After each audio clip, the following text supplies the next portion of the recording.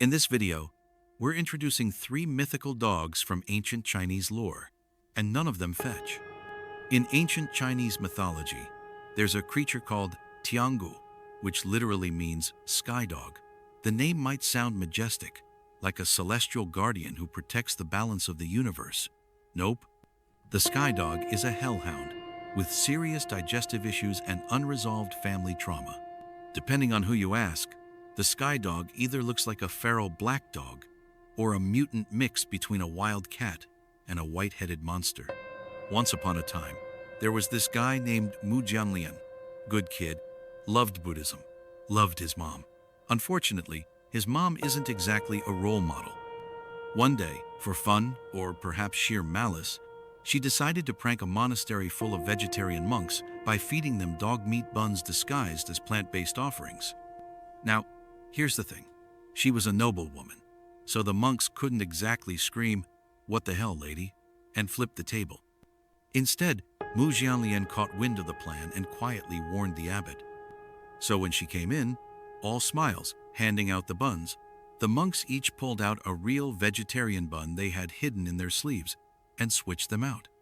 Then they calmly ate in silence, while she watched, waiting for their horror. When no one reacted, she laughed and announced, "You've all just eaten dog meat," expecting scandal.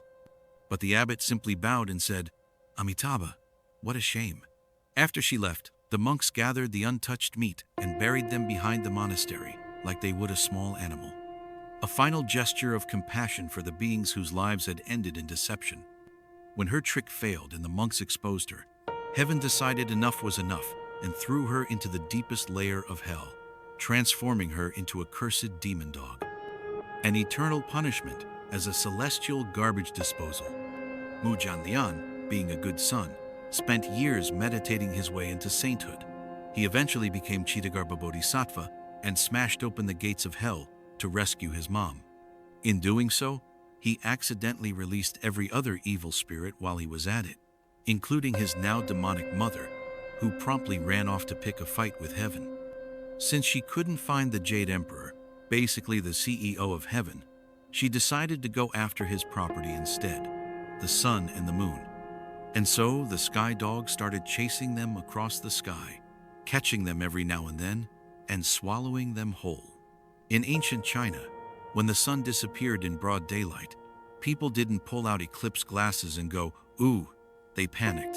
To them, this meant the sky dog was literally devouring the sky. So, they banged pots and drums, screamed, and set off fireworks to scare the damn thing into throwing the sun back up. You know, science.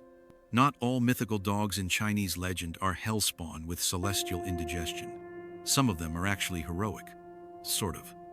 Take Panhu, a divine dog who just killed a man, won a princess, and founded a civilization. You know, the usual. According to ancient Chinese lore, Panhu started life as a mysterious little worm that got pulled out of a woman's ear. She stuck it in a gourd, as one does, and a few days later, it transformed into a 5-colored dog. The emperor named it Panhu, which honestly sounds less like a name and more like a brand of herbal tea, but sure. At the time, China was being harassed by a neighboring tribe called the Rongwu, whose general was a real pain in the imperial backside. After countless failed military campaigns, the emperor got desperate and made a public offer. Whoever brings him the enemy general's head gets 1,000 pounds of gold, 10,000 households, and, cherry on top, the hand of his youngest daughter. Classic power move. Panhu, being an overachiever, disappeared for a few days and came back with a human head in his mouth. Just casually trotted into the palace like, "Hey, I did the thing." The emperor confirmed it. This was indeed the enemy general. Problem was, how do you reward a dog? His ministers were like, "Your Majesty, it's a dog. You can't give him land. You can't give him your daughter. He's a dog." But the princess had other ideas. She reminded her father that a public promise is still a promise, and if the empire's word meant anything, it had to count even when the hero has paws. So, faced with the choice between honoring his word or becoming a national hypocrite, the emperor caved. the princess married the dog. Panhu took his new bride into the southern mountains, where she traded silk robes for peasant gear and followed him deep into the wilderness. They settled in a cave.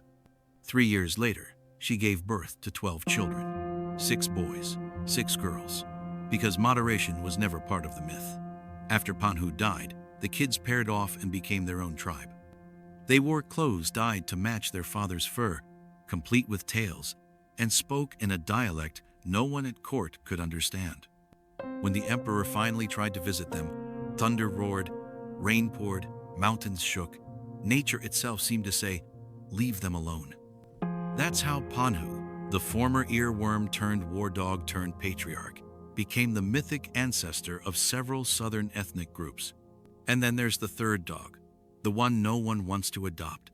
His name is Huodou, which literally means disaster dog, which tells you everything you need to know. At first glance, Huodou just looks like a regular black dog. Nothing special, maybe a shiny coat, but don't be fooled. According to legend, if a pregnant dog gets hit by a meteor shard during the first month of gestation, yeah, that's oddly specific, it'll give birth to a Huodou. Huodou doesn't eat food. It eats fire. It gorges on open flames, digests them, and then, this is not a joke, poops out even hotter fire, the kind that melts stone. So whenever Huodou shows up in a forest fire, it's not there to help, it's there for lunch. And when it's done eating, its flaming excrement turns the disaster into something worse. Eventually, the fire god decided to adopt one, because of course he did. Huodou became his personal flame-eating assistant, helping manage fire-related duties whenever the god wasn't around. Which sounds noble, until you realize this thing occasionally wandered off to the human world for unsupervised snacking. There's even a folktale where a man named Wu Kan was forced by a corrupt official to go fetch a Huodou. His magical snail wife, yes, snail wife, somehow found one and brought it back. The official took one look at the dog and snapped, "This is just a mutt. I asked for a Huodou, not someone's backyard flea bag." Then, pointing at it with theatrical disgust, he barked, "What's so special about this?" Wu Kan, completely unfazed, replied, "It eats fire, and it poops fire." So, they threw some red-hot charcoal at it. Huodou munched it down like a snack and casually dropped the pile of burning dung right there on the courthouse floor. Moments later, the entire place went up in flames, the official burned to ash, and Wu Kan disappeared with his wife into legend. Which is the best way to exit a story. So, one thing's clear. In Chinese mythology, dogs don't just fetch. They rewrite history, scorch villages, and occasionally start bloodlines. Pet responsibly. Thanks for watching. Please like and subscribe if you enjoyed the video.